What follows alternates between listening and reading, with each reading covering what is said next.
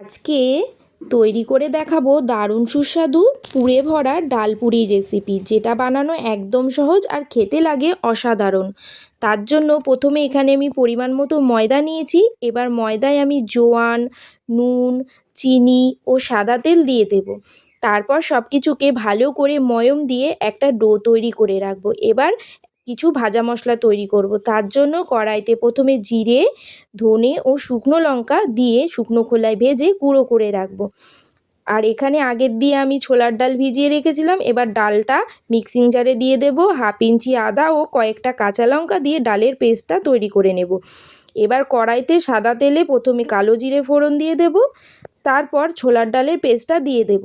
তারপর স্বাদ মতো নুন, হলুদ গুঁড়ো, লঙ্কার গুঁড়ো ও চিনি দিয়ে ডালটাকে বেশ জল শোকানো অবধি নেড়ে যেতে হবে। তারপর তার মধ্যে ভাজা মশলার গুঁড়োটা দিয়ে আবারও কিছুক্ষণ নাড়াচাড়া করে পুরটা তৈরি করে নামিয়ে নেব। এবার ময়দার ডো থেকে আমি লেচি কেটে নিয়েছি। এবার লেচিগুলো বাটির শেপ দিয়ে বেশ অনেকটা করে ডালের পুর দিয়ে ভরে ভালো করে বেলে নেব। তারপর গরম তেলে দিয়ে উল্টে পাল্টে ভালো করে ভেজে নামিয়ে নিলেই তৈরি হয়ে যাবে আমাদের গরম গরম ডাল পুরি।